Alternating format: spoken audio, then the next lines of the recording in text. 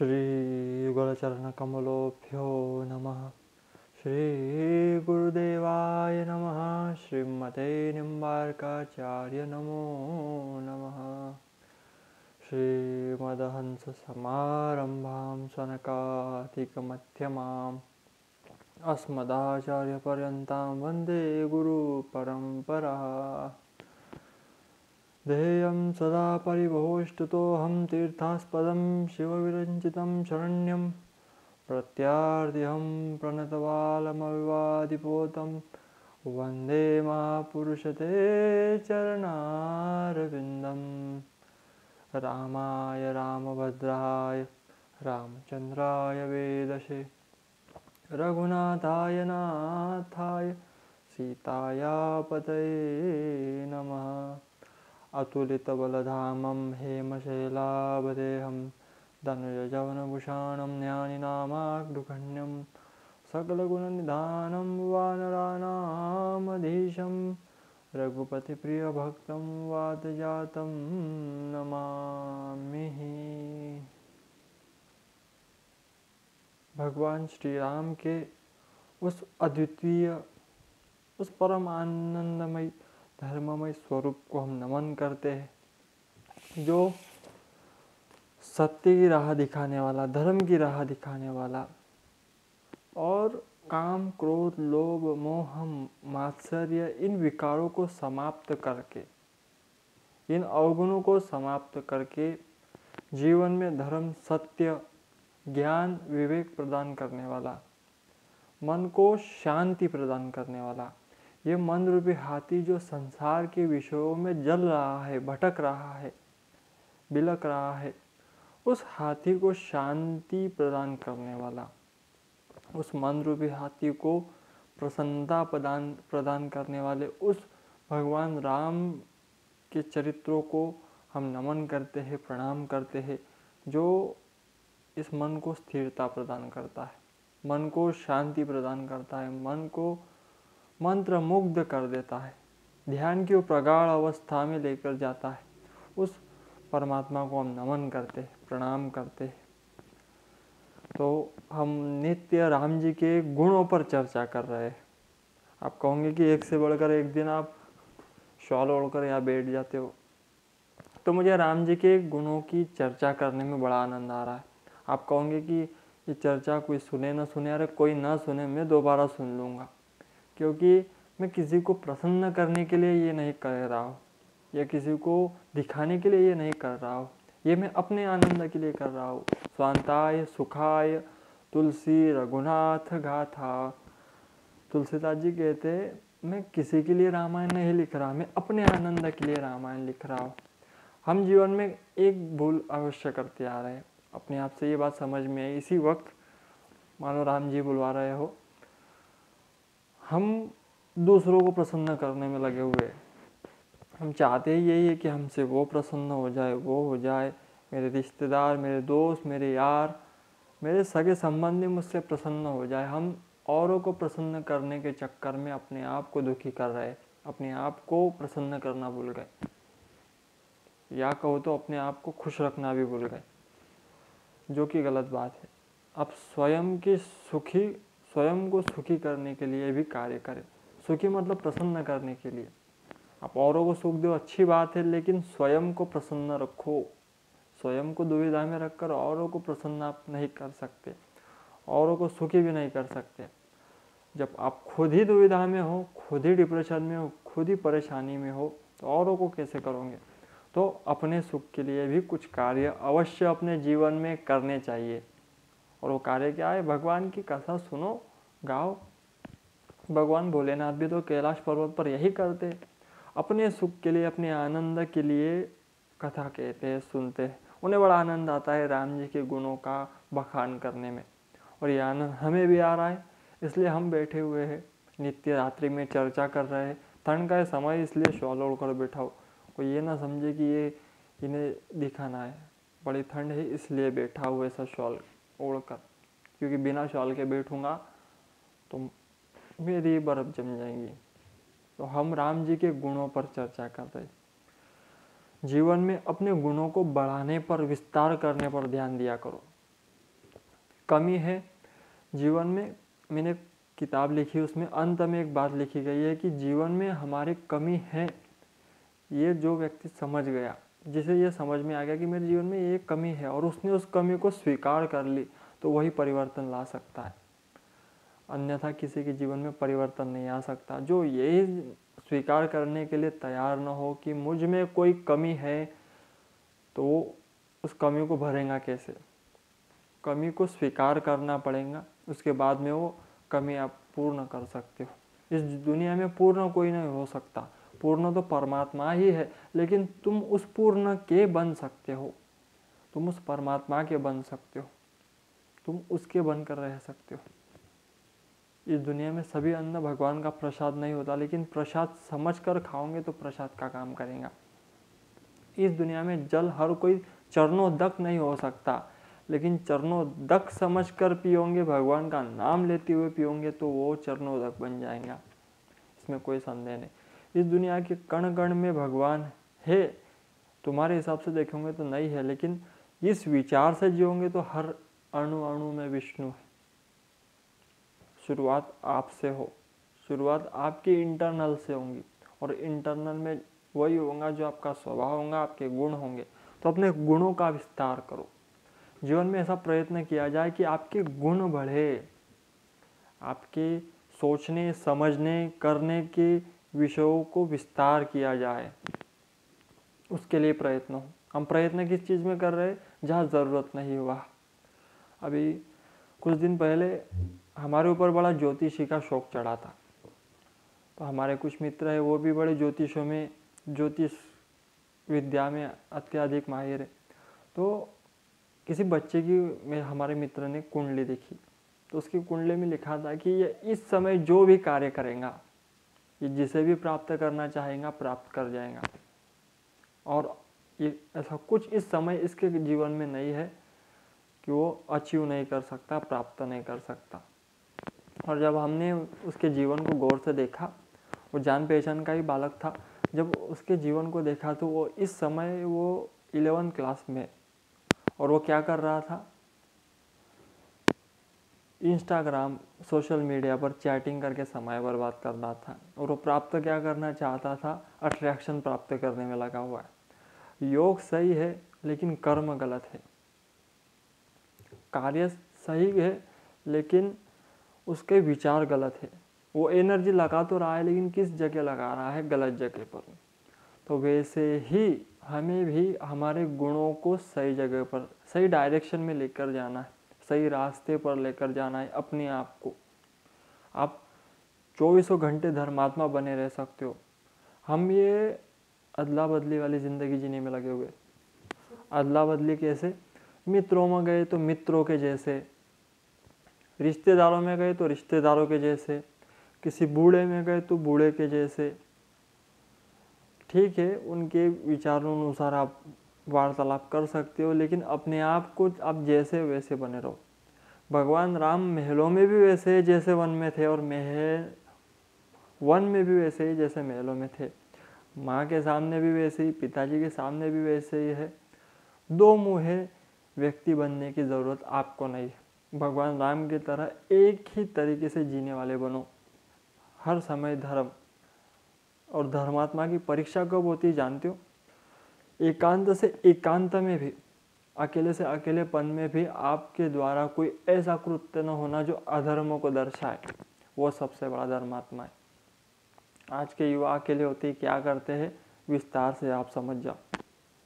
उनका अकेलापन उनके लिए इंजॉयमेंट का समय बन जाता है। जब माँ बाप घर पे ना हो, कोई रिश्तेदार कोई ना हो घर पे, और आप अकेले हो, या जो हॉस्टल में रहते हो, कभी फ्री छुट्टी का दिन मिल जाए तो क्या करते हैं? कभी देखना, कभी पता लगाना कि आपके बच्चे क्या कर रहे हैं। माँ बाप उसे कहूँगा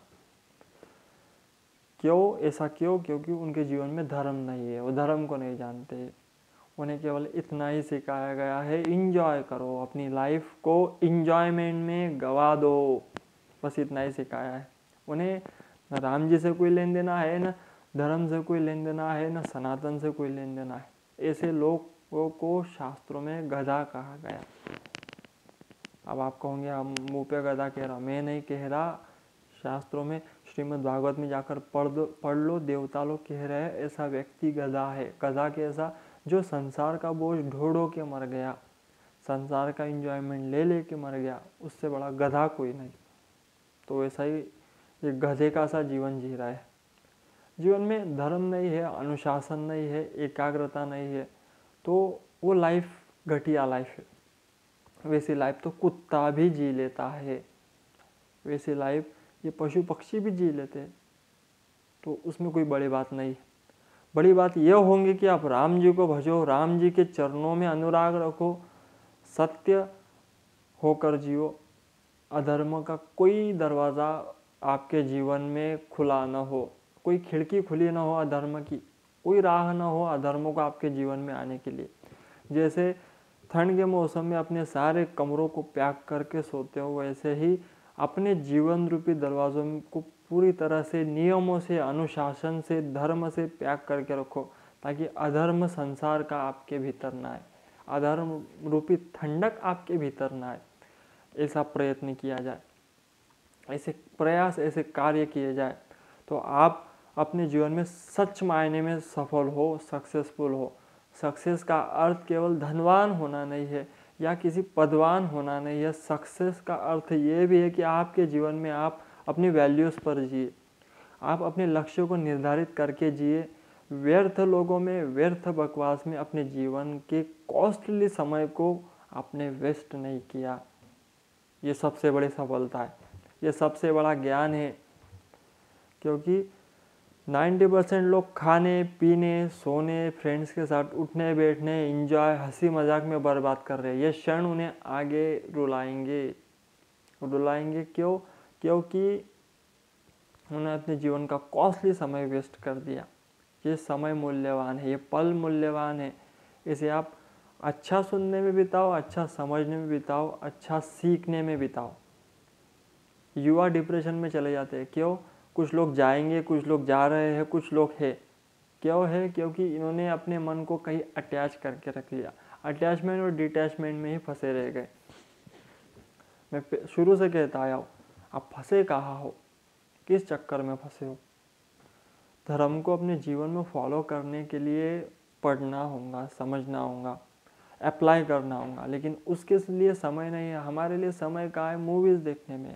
कई लोग अभी अच्छे बड़े अटपटी सी वेब सीरीज़ देखने में टाइम वेस्ट कर रहे हैं, और वेब सीरीज़ में देख के भी उनके एग्जाम्पल भी दिए जाते हैं कि ऐसा हो हमारे जीवन में। आपके जीवन कोई मूवी नहीं है, आपका जो रोल है इस समय वो भी कोई मूवी वाला नहीं है, रियल लाइफ रोल है। और रियल लाइफ में आप बेहतर बनो, आर्टिफिशियल लाइफ में नहीं। आर्टिफिशियल जीवन जीकर करोगे भी क्या? अपने रियल लाइफ में हीरो बनने का प्रयास करो। और हमारे रियल हीरो ये बॉलीवुड वाले तो हो ही नहीं सकते। हमारे रियल हीरो तो मिलिट्री वाले हैं, आर्मी वाले, और कोई हमारा रियल हीरो नहीं हो सकता। जो दिन रात ठंड की, सर्दी की, किसी चीज़ की परवाह न करके अपने देश की रक्षा के लिए खड़ा है, वो है रियल हीरो। बाकी ये सब नौटंकीबाज है। ये 2 पैसे आपसे लेते हैं और आपको 2 पैसों की बुरी लत लगाकर चले जाते हैं। क्योंकि मूवीज़ में आपको शराब पीना सिखाया जाएगा, लड़कियों को छेड़ना सिखाया जाएगा, गाली देना सिखाया जाएगा, कपड़े फाड़ना सिखाया जाएगा, चरित्रहीन कार्य करना सिखाया जाएगा। लेकिन मूवीज़ में ये नहीं सिखाया जाएगा कि सत्य बोलो, धर्म की राह पर चलो, देश के लिए कार्य करो, भगवान के लिए, अपने माँ बाप के लिए कार्य करो। ये कोई नहीं सिखाएगा। लेकिन कपड़े फाड़ना, माँ बाप को गाली देना, टीचर्स को गाली देना, गुरु को गाली देना, ऐसे घटिया चीज़ें सिखाने के लिए आप पैसे देते हो, समय देते हो और ऐसी चीज़ें सीख कर आते हो। उससे बेटर है जाओ ही मत। मैंने शुरू में भी कहा था 3 वर्ष, ज़्यादा से ज़्यादा 5 वर्ष बॉलीवुड की कोई मूवी मत देखो। ये आपके घर पे आएंगे मूवी देखने के लिए, आपको मोटिवेटेड करने के लिए। हाँ, सिटी वाले मेरी बात नहीं मानेंगे, हो सकता है गांव के बच्चे मान ले, लेकिन सिटी वाले कहेंगे कि छोड़ो, हमारे एंजॉय का समय है, इस समय एंजॉय नहीं करेंगे तो कब करेंगे। ये उनकी एक्सक्यूज़ है। इसका भी जवाब दे दूँ, इस समय नहीं जागोगे तो कब जागोगे? बूढ़े होने के बाद, या फिर तब जागोगे जब आपके बच्चे आपको कहेंगे कि बस कर बूढ़े, शर्म कर, सुधर जा, तब जागोगे। इसलिए जागना है तो अभी जागो। हाँ, सिटी के लोग हैं जो बड़े बड़े मेट्रो सिटीज़ में रहते हैं, बड़े बड़े शहरों में रहते हैं, उनमें एक गलतफहमी और है। उन्हें ऐसा लगता है ये आध्यात्मिक व्यक्ति बड़े बोर होते हैं। कभी आना किसी को ऐसा लगता होगा ना कि आध्यात्मिक व्यक्ति बड़े बोर होते हैं, एक दिन मेरे साथ बिताओ, आकर देखो कि मैं कितना इंटरेस्टिंग जीवन जी रहा हूँ, अपने सब काम करते हुए भी। मैं नहीं तो कोई भी स्पिरिचुअल व्यक्ति आपके आसपास हो ना, उसकी दिनचर्या देख लेना, वो क्या कर रहा है।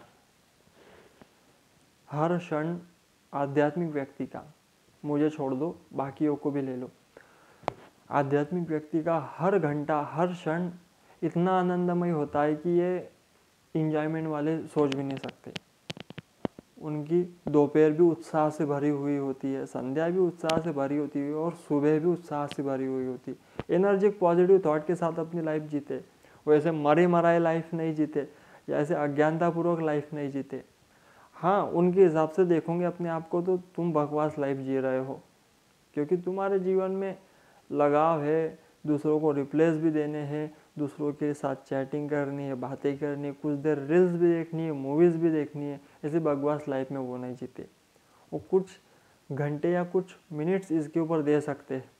हाँ, मुझे भी देने पड़ते, कुछ मिनट तो इस पर देने पड़ते, ताकि मैं भी आपके बातों को समझूँ और आपको बता सकूँ। लेकिन और लोग ये नहीं करते। उनका पूरे 24 घंटे में से 18 घंटे 15 घंटे केवल इंस्टाग्राम यूज़ में, फेसबुक यूज़ में और भी न जाने कौन कौन से सोशल मीडिया उसके यूज़ में कटे जाते हैं। तो ये कॉस्टली जीवन है। क्षण क्षण महत्वपूर्ण है। इस हर एक क्षण को कुछ सीखने में, कुछ समझने में लगाओ, अपने गुणों को विकसित करने में लगाओ।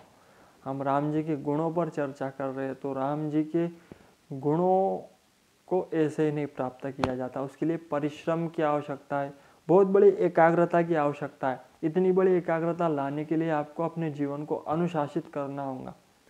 आपके जीवन में कोई असावधानी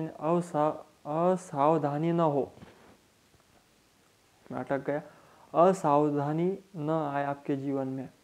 किसी चित्र को देखकर, किसी कृत्य को देखकर आपके मन में कभी भी कोई बुरा विचार, बुरा व्यवहार ना आए। इतनी एकाग्रता, इतनी सजगता आपके जीवन में है। शास्त्रों में कहा गया है, जिसे भी विकसित होना है उसे अपनी एकाग्रता को विकसित करना होगा।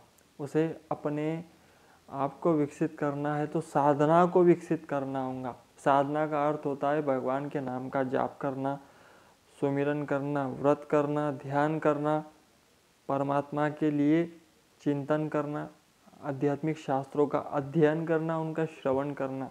ये साधना है, इसे साधना कहा गया।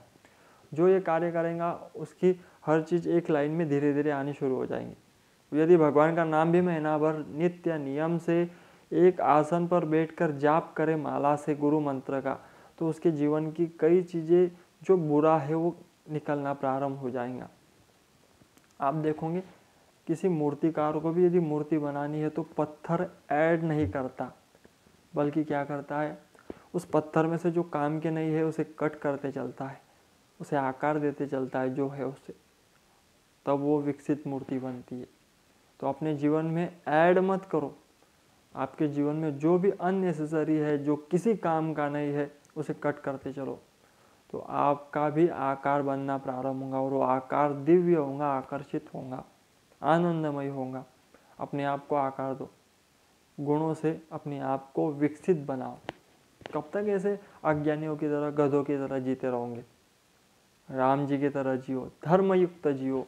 उसके लिए प्रयत्न किए जाए, भरसक प्रयत्न कहने से नहीं होगा, सुनने से भी नहीं होगा, जीवन में अप्लाई करने से होगा। डिसिप्लिन आपके जीवन में आए, वैल्यूज़ पर जीना प्रारंभ करो।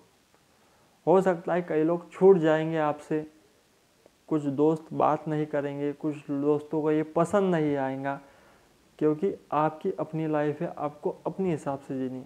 जो सच्चा होगा रुका रहेगा, जो सच्चा नहीं होगा चला जाएगा। जाने दो, भाड़ में जा बोलना, कल जाएगा उससे बेटर है अभी निकल। ये अटैचमेंट वाली ज़िंदगी मत जियो। हर कोई हर समय आपके साथ नहीं हो सकता।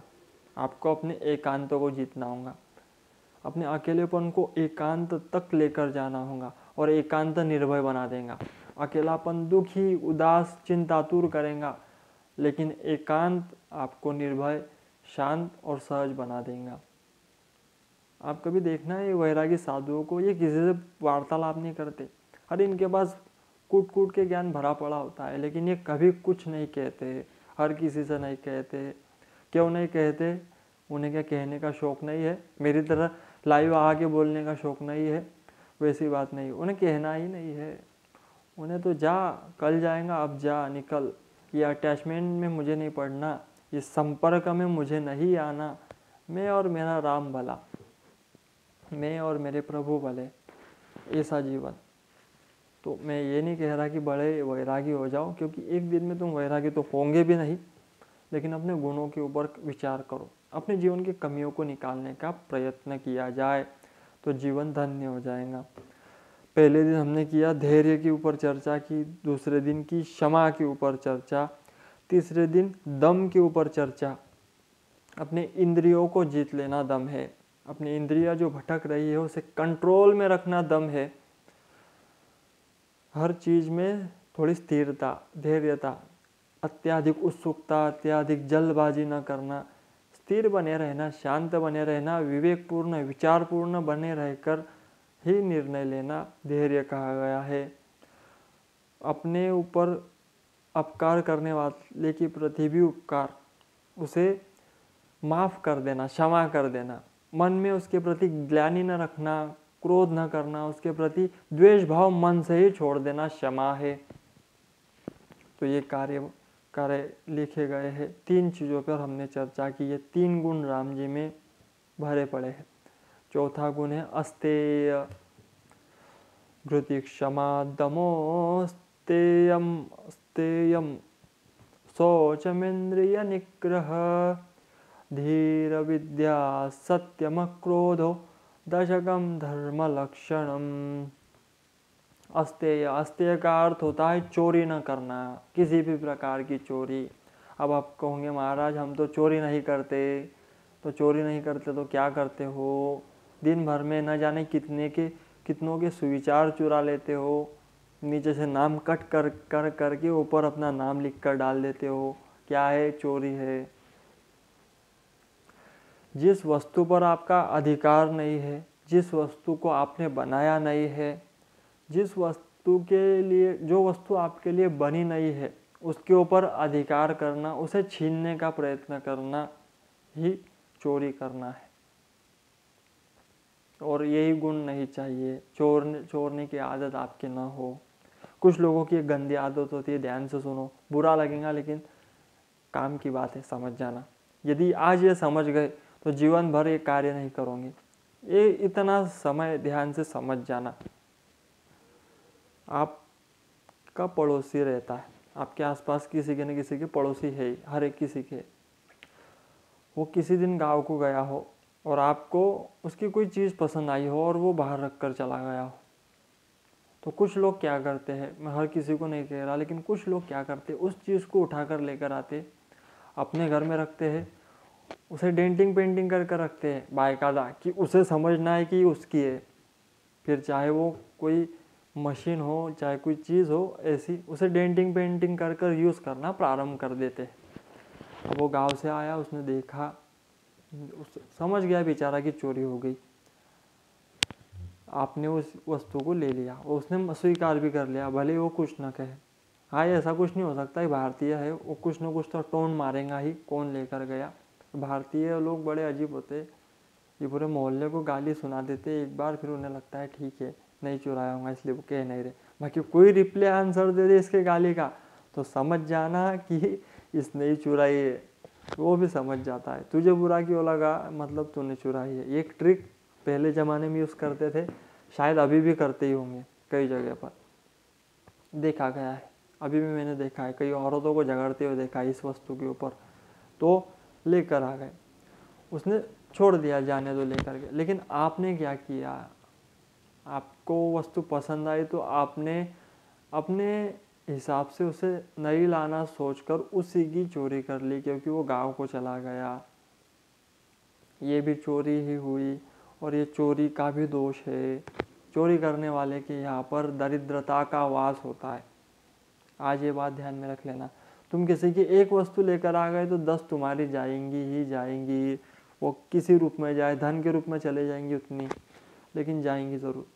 इसलिए कभी भी याद रखना, किसी की वस्तु चोरोगे तो अपने 10 देने के लिए तैयार रह जाना। अपनी 10 तो चली जाएंगी क्योंकि तुमने उसकी ली है, लेकिन मैं ब्याज के तुम्हें भी भोगना पड़ेगा। हर चीज़ का एक कर्म का एक फल होता है, वो फल भोगने के लिए तैयार हो जाना। अब तुमने कौन सी वस्तु चोरी है ये फल उसके ऊपर डिपेंड है। किसी की वस्तु चोरी हो तो वस्तु के हिसाब से देना होगा, किसी का कोई धन चुराया हो तो वो हिसाब से। और स्वर्ण तो सबसे बड़ी चोरी तो स्वर्ण की बताई गई है। महापापों में सबसे बड़ा पाप स्वर्ण चोरी है। परस्त्री गमन भी चोरी ही बताई गई है। इन चोरी को करने वाले व्यक्ति को डंडे लगाना, आग में जलाना, भूख प्यास से तड़पाना, ये हम लोग में यही यातना दी जाती है। किसी को झूठ लगेगा तो श्रीमद् भागवत के 5वें स्कंद का अंतिम वाला अध्याय पढ़ लेना, आपको समझ आ जाएगा कि क्या है। तो सबसे पहला दोष ये बताया गया, औरों की वस्तु का अधिकार न करना। आपके ऊपर जिस वस्तु का अधिकार नहीं है उसे प्राप्त करने का प्रयत्न भी नहीं करना चाहिए आपको। और ये प्रयत्न कब होता है, व्यक्ति चोरी कब करता है, सबसे पहले तो ये समझो, व्यक्ति चोरी तभी करता है जब वो ये सोच ले कि मेरे जीवन में इस चीज़ की कमी है, पहली बात। और दूसरे की तरफ ये, दूसरे के पास ये वस्तु है, ये पहली सोच निर्माण। और दूसरा, चोरी करने के लिए सबसे पहले लालसा की आवश्यकता है। मुझे ये चाहिए ही, इस बात की लालसा किसी भी कंडीशन में चाहिए, ये चोरी करने के लिए उकसाता है, फिर आप चोरी करते हो तो उस चोरी का भी दंड है। उस चोरी को यहाँ तो बच जाओगे किसी हालत से कोई पकड़ेगा भी नहीं। अलग अलग प्लानिंग करके तुम बच भी लोगे, लेकिन कर्मों के दंड से कैसे बचोगे। लोगों को कहते फिरते हो ना, कर्मण्येवाधिकारस्ते, अपने किए का फल भोगना पड़ता है। अपने जीवन में देखना कि मैंने क्या किया है जिसका फल मैं आज भोग रहा हूँ। आज तुम जो भी भोग रहे हो, अच्छा हो बुरा हो कैसा भी हो, जो भी मिल रहा है आपके पूर्व में किए गए कर्मों का परिणाम है। आज आप माला माल हो, सुखी हो, पूर्व में इतने अच्छे काम किए कि आज सुख भोग रहे हो। आज दुखी हो, दरिद्र हो, धन नहीं मिल रहा, कंडीशन खराब है, तो पूर्व कर्म याद करना कि पहले क्या क्या किया है। आज रोगी भी हो तो पीछे याद करना कि मैंने क्या किया है। परिणाम आपके सामने होंगे। किसी ज्योतिष को हाथ दिखाने की आवश्यकता नहीं, स्वयं सबसे बड़े ज्योतिष बन जाओगे, क्योंकि आप स्वीकार करना पड़ेगा। मैंने शुरू में ये कहा, आप यदि स्वीकार करोगे हाँ मुझसे ये भूल हुई है, तो उसका परिणाम आपके सामने आज आप जो भी हो, पीछे किए गए कर्मों का परिणाम आज हो आप, तो उसके लिए प्रयत्न किया जाए। और चोरी किसी हालत में आपको नहीं करनी, क्योंकि चोरी करने वाला व्यक्ति एक दिन उसकी माइंड लॉस होता चलता है। क्योंकि चोरी करने वाले को झूठ अत्यधिक बोलना है, और जो अत्यधिक झूठ बोलता है ऐसे व्यक्ति के जीवन में समझ नहीं रहती, विवेक नहीं रहता, माइंड कम होता चला जाता है। और दूसरा, आज तुमने उसका 1 रुपया चोरा है तो कल 10 तुम्हारे भी जाने ही वाले हैं इस कंडीशन में। तो हम क्या करें, आप कहीं स्वीकार कर लेंगे, मेरी बात सुनकर कहेंगे कि हम स्वीकार कर लिए कि हमसे भूल हुई है, तो क्या करें, एक काम करो, जिससे जितना लिया है उसे लौटा दो। हाँ, आप कहोगे कि हमने चुराया था, उसे बताकर अननेसेसरी रूप से लौटा दो, उसे पता न चले कि आपने इस कर्म के लिए आपने ऐसा किया था इसके साथ, लेकिन ये आपने लौटा दिया। किसी भेंट के रूप में या कोई भी माध्यम से उस तक वो चला जाए, ऐसा प्रयत्न कर सकते हो तो प्रायश्चित हो जाएगा, कोई दोष नहीं भोगना पड़ेगा, क्योंकि ये भी लिखा जाएगा कि आपने उसे दे दिया था। तो आप ऐसा कर सकते हो। मुझे नहीं लगता कि कई लोग करेंगे, लेकिन जिसमें भी ये ज्ञान उत्पन्न हो गया कि मुझे 1 रुपया आज मैंने किसी का चुराया है तो मुझे 10 भोगने पड़ेंगे, देने पड़ेंगे, वो व्यक्ति ये कर सकता है। और कईयों ने किया भी है, तो आप भी ऐसा प्रयत्न करें, आपके कर्मों का दोष समाप्त हो जाएगा तत्काल, और आप को वो दोष का सामना नहीं करना पड़ेगा। तो दूसरों के धन की सबसे पहले लालसा मत करो, क्योंकि व्यक्ति जब स्वयं से दूसरे का आकलन करता है सामने वाले का, तब वो व्यक्ति अधर्म की ओर अग्रसर होता है, पाप करने की ओर अग्रसर होता है, निराशा की ओर भी इसी से अग्रसर होता है। मतलब आप स्वयं का आकलन किसी करोड़पति से करो, किसी धनवान व्यक्ति से करो, तो ये गलत बात है। आप स्वयं की तुलना किसी और से नहीं कर सकते। आप जैसे हो, जो हो, याद रखना किसी को इतना भी नहीं मिला है, कोई यहाँ तक भी नहीं आ पाया है जहाँ तक आप हो। अरे झोपड़ी भी है तो झोपड़ी ही सही, किराए का है तो किराए का ही सही, कईयों के पास किराए का भी नहीं है। स्टेशन पे और सड़कों पर, फुटपाथ पे और सोने वाले लोग हैं। तुम्हारे पास किराए का तो है, इतनी वो दे तो रहा है कि किराया भी भर सको। तो ऐसा कार्य आप न करें जिसकी वजह से आप डाउन एंड डाउन होते चले जाए। अमीर लोग एक कार्य हमेशा करते हैं, उन्हें पता है कि मेरे पास जो धन है मुझे इसे पचाना है, इसे विस्तारित करना है, तो उसका दान करता रहता है समय समय पर। और जो मिडिल क्लास होते हैं अथवा जो अत्यधिक गरीब होते हैं, वो एक कार्य बेचारे नहीं कर पाते। जाहिर सी बात है, उनके पास नहीं होता, और हो भी तो बहुत कम होता है। लेकिन फिर भी मैं कहूँगा, आपके पास यदि 100 रुपये है तो 1 रुपया दान करो, 10 है तो कुछ धन के बजाय आप कुछ चावल इत्यादि दान करो, लेकिन कुछ न कुछ अपने हाथों से देते चलो, क्योंकि जितना आप देने वाले हो इन बाय कर्मों के सूत्र अनुसार आप ही को प्राप्त होगा। तो प्रयत्न किए जाए कि आपके हाथों से कुछ निकले, जो बांटेगा उसका बढ़ता चला जाएगा। तो आपको ये भी बता दूं मैं अभी, सबसे पहले तो किसी की धन, वस्तु, स्त्री आदि का जिस पर अधिकार न हो आपका, उसका आपको स्वीकार नहीं करना, आपको लेना ही नहीं है। इस फॉर्मेट से जियो, इस थिंकिंग से जियो। विदेश में अपने बच्चों को ये पहले से सिखा दिया जाता है। भारत में भी माँ बाप चोरी न करे, किसी की वस्तु को, अपने बच्चों को ये न सिखाए कि जा बेटा पड़ोसन बाहर गई है, उसकी यहाँ की रस्सी उठा ला, उसकी यहाँ की ये वस्तु उठा ला। ये सीख माँ बाप न दे अपने बच्चों को। एक घटना याद आ गई मुझे। एक माँ अपने बच्चे से कहती कि जा बेटा पड़ोसन के यहाँ से रस्सी एक बार माँ ही उठा लाई। फिर बच्चे ने क्या किया, पड़ोसी के यहाँ से स्कूल में से किसी की कंपास मार कर लाता, जो पेंसिल इत्यादि रखने की होती है, वो बॉक्स चुरा कर लाता, किसी का कुछ चुरा कर लाता, पड़ोसन के यहाँ से कुछ उठा लाता, किसी के यहाँ से कुछ उठा लाता। तो माँ खुश होती, माँ कहती अच्छा है बेटा, कोई बात नहीं, काम आएगा। लेकिन जब वो बड़ा हुआ, चोरी की आदत लग गई, हर जगह से चुराने लगा।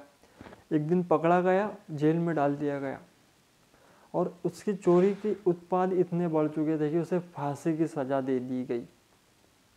अब उसने फांसी की सज़ा होने से पहले उसकी माँ उससे मिलने आई, बड़ी रोने लगी, हाय बेटा ये क्या हो गया, ये कंडीशन कहाँ आ गई।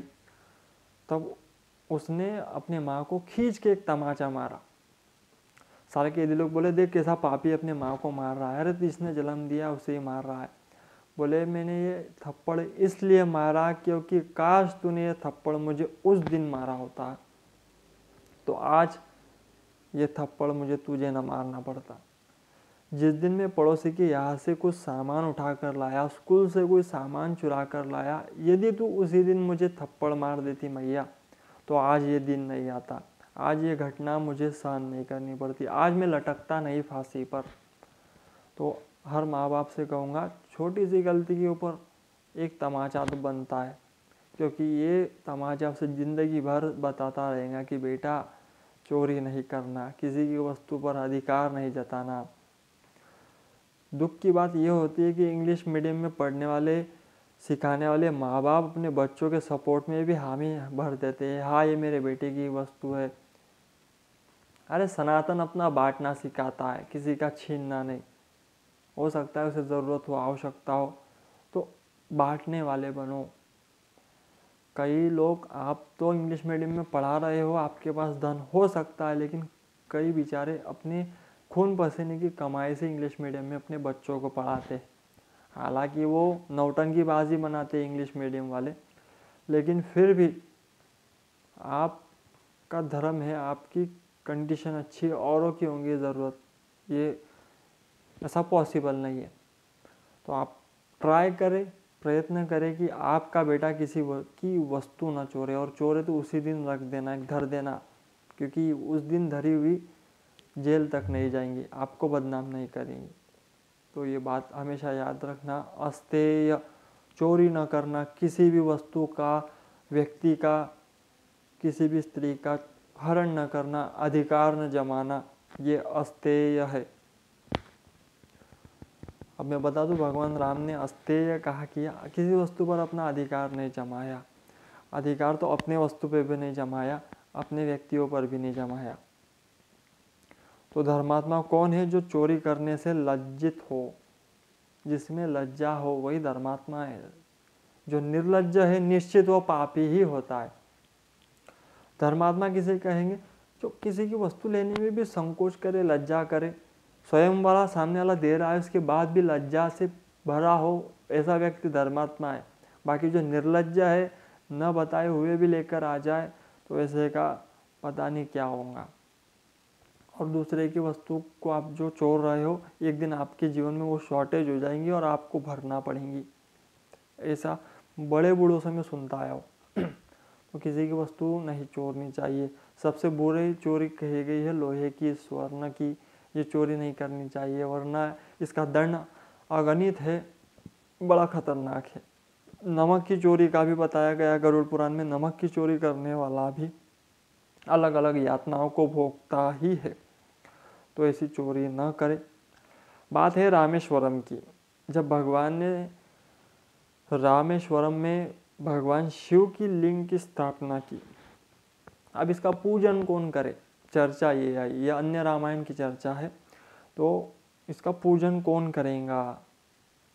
अब यहाँ तो कोई ब्राह्मण है नहीं, तो किसी ने सजेस्ट किया कि रावण है ना, रावण भी तो ब्राह्मण ही है। अब सब लोग सोच में पड़ गए कि रावण को कैसे बुलाया जाए। तो भगवान राम मुस्कुराकर बोले, हाँ अब तो रावण को ही बुलाया जाए तो ज़्यादा बेटर होगा, क्योंकि उससे अच्छा ब्राह्मण नहीं मिल सकता। आमंत्रण पत्र लिखा गया रावण के लिए ससम्मानित रूप से, और रावण को ये पत्र जब मिला तो रावण भी सोचने लगा। पहले तो हंसा, कह रहा कि मुझे आमंत्रण दिया गया, किस लिए? भगवान शिव की लिंग की स्थापना के लिए। मंदोदरी बड़ी होशियार थी, समझदार थी। मंदोदरी ने कहा, प्रभु आपको आज तक पुरोहित के लिए किसी ने नहीं बुलाया, तो आप अवश्य ही जाइए। रावण लिखा गया है, रावण पुष्पक विमान में बैठकर स्वयं वहाँ आचार्य के रूप में आया पूजन करने के लिए। और जब बैठा तो पहले तो राम जी स्वयं 4 पग आगे चलकर पुष्पक विमान से रावण का स्वागत करने आए, रावण के चरण धोए और रावण को आसन दिया, प्रणाम किया और फिर स्वयं विराजमान हुए। तब रावण ने एक बात कही। रावण ने कहा, राम बड़ी अच्छी बात है कि तुम यहाँ भगवान शिव की स्थापना करना चाहते हो, ये रमणीय स्थान है, सुंदर स्थान है, अच्छी बात है, मैं अवश्य ही ये पुरोहित स्वीकार करता हूँ।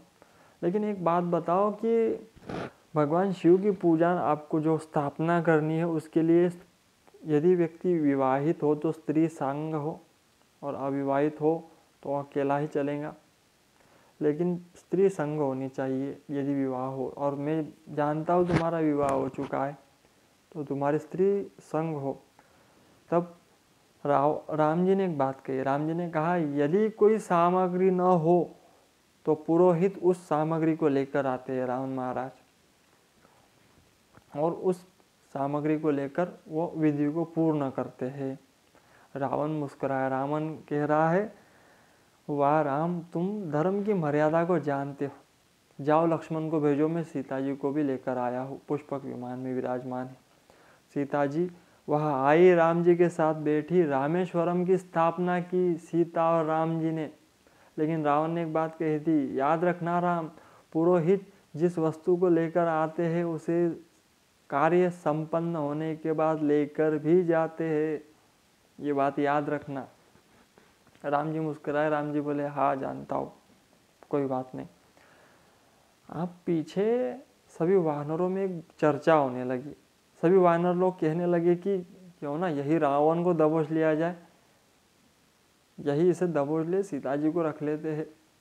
लेकिन राम जी की इशारा था ऐसा कोई कुछ नहीं करेगा। अब तो राम जी का अधिकार था, राम जी के क्षेत्र में रावण आया था, राम जी चाहते तो वही रावण को बांध लेते, लेकिन राम जी धर्म की मर्यादा को पालन करने वाले, वह अधर्म नहीं कर सकते, वह अस्थेय जीवन जीने वाले, चोरी न करना। अगर सीता जी को वही ले लेते तो सीता जी को चोरी कर लिया वहीं से, ऐसा कहा जा सकता था कई लोगों के मुख से, तो वैसा नहीं किया। अस्थेय जीवन में धारण करना चाहिए, किसी चीज़ का अधिकार न जमाना, कहीं पर भी अधिकार न जमाना। चाहते तो वही मार देते, दबोच देते रावण को। ये वानर सब तैयारी बैठे हुए थे और रावण विशेष तौर पर अकेला आया था पुष्पक विमान में विराजमान होकर, वो भी निहत्था, न कोई कवच न कुछ, पौरोहित्य के लिए आया था। लेकिन राम जी धर्म की मर्यादा को पालन करने वाले हैं, तो राम जी ने कहा नहीं, ऐसा कोई कुछ नहीं करेगा। पौरोहित्य स्वीकार किया, रावण के हाथों पूजा कराई गई। ये घटना लंबी है, मैं इसके ऊपर चर्चा नहीं करूँगा क्योंकि समय हो चुका है। तो कहने का बात यह है कि जो चीज़ पर आपका अधिकार नहीं है उस पर आप बल जबरी से अधिकार न जमाएं, क्योंकि ऐसा यदि आपने किया तो अधर्म हो जाएगा, और अधर्म हो गया तो आपको उसका परिणाम भोगना ही पड़ेगा। चाहे देरी से ही सही, लेकिन उसका फल आपके सामने अवश्य ही आएगा। तब लोग कहेंगे कि इतना बुरा क्यों हुआ, तो उसका कारण ये छोटी छोटी अधर्म युक्त चीज़ें होती है। आप चोरी करते हो लेकिन उसका परिणाम आपको जो भोगना पड़ता है, चोरते समय तो कोई याद नहीं रखता है, लेकिन जब उसके परिणाम में दुख आता है, तकलीफ़ें आती है, तब व्यक्ति के नेत्र खुलते हैं। इसलिए बाद में जागने से बेहतर है अभी जगे रहो। कर्म करते वक्त जागरूकता आवश्यक है, कर्म करते हुए जगे रहना आवश्यक है। कर्म को करने के बाद जगोगे तो कोई फायदा नहीं है। कर्म करते हुए जगना सीखो। और जब भी जीवन में दुख आए, परेशानी आए, उलझन आए, तब एक बात याद रखना, राम जी रामेश्वरम में विराजमान है, भगवान शिव की स्थापना कर रहे हैं। यदि राम जी की कंडीशन से देखो तो राम जी इस समय दुखी भी है, चिंतित भी है, अपने पत्नी को प्राप्त करने के लिए उलझन में भी पड़े हुए हैं कि मैं समुद्र कैसे पार करूंगा वगैरह वगैरह हर चीज़। लेकिन यदि उलझन में हो, दुख में हो, परेशानी में हो, तो आपके पास 3 चीज़ें होनी चाहिए। एक तो विवेक हो आपके पास, दूसरा धर्म हो आपके जीवन में, और तीसरा ज्ञान हो। यदि ये 3 चीज़ें आपके पास है तो सूत्र है, लिख कर रख लेना। ये 3 चीज़ें आपके पास है तो सहज रहोगे, सकारात्मक रहोगे। अनकंफर्टेबल कंडीशंस, ये दुख भरे समय, उलझन भरा समय आपको व्यथित नहीं कर पाएगा। आप निर्णायक कार्य करोगे, सक्सेसफुल कार्य करोगे, और जो करोगे वो बेस्ट होगा, इतिहास में याद रखा जाएगा। यदि आपके पास ये 3 चीज़ें, क्या 3 चीज़ें, एक तो विवेक हो, क्या करना है क्या ना करना है, इसे विवेक कहते हैं। धर्म, बखूबी जानना अपने कार्य पद्धति को, और ज्ञान, किस समय कौन सा निर्णय सही है और कौन सा नहीं है, कब क्या आचरण मुझे करना है, इसका ज्ञान, अपने आप का ज्ञान, मैं क्या कर रहा हूँ, कैसे कर रहा हूँ।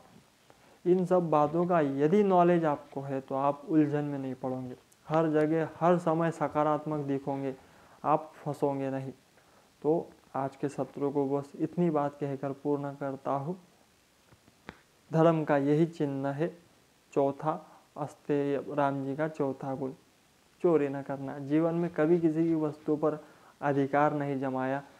इतनी रामायणें हैं, सभी में पढ़ लो, हर किसी की दृष्टि से राम जी को समझ लो। राम जी ने कभी अस्तेय नहीं किया, कभी चोरी नहीं की। हाँ, एक चोरी की है, वो बड़ी नटखट चोरी है, साधुओं के दिल को चुरा कर रखा है, और ये चोरी बड़ी सुंदर है। ये चोरी तो हर कोई लुटना चाहता है इस चीज़ के ऊपर। अभी लुट जाए कोई भी, वो कहेगा अभी चुरा लो।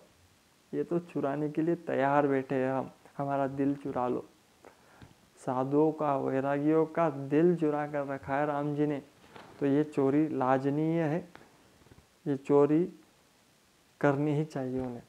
हर कोई चाहता है चुराना, तो अवश्य ही चुराए, हमारा भी चुरा कर लेकर जाए, बड़ा आनंद आएगा।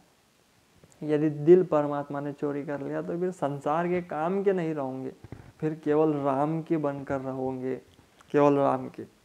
तो ये दिल तो पूरे अयोध्या वासियों का और इस समय तो पूरे भारतवासियों का चुरा कर रखा है और पूरे भारतवासियों को आनंदित कर रहे हैं मंद मंद मुस्कानिया से, प्यारे प्यारे। मानो इधर बिहारी और उधर राम जी एक जैसे ही लग रहे हैं। राधा रमन लाल, मुझे किसी ने फोटो भेजी, राधा रमन लाल राम जी एक जैसे है, बड़े आनंद। और तीसरे तिरुपति बालाजी, वो हर जगह अपनी लीला कर रहा है, तो उसे करने दो, दिल हमारा भी चुरा ले, यही हर किसी का दिल भगवान चुरा ले, यही मैं प्रार्थना करूँगा। आज के सत्र को यही पूर्ण करता हूँ। रामाय रामभद्राय रामचंद्राय वेदसे रघुनाथाय नाथाय सीताया पतये नमः। सर्वे भवन्तु सुखिनः, सर्वे सन्तु निरामय, सर्वे भद्राणि पश्यन्ति, मा कश्चित् दुःखभाग् भवेत्। सियावर रामचंद्र की जय। जय जय श्री राधे।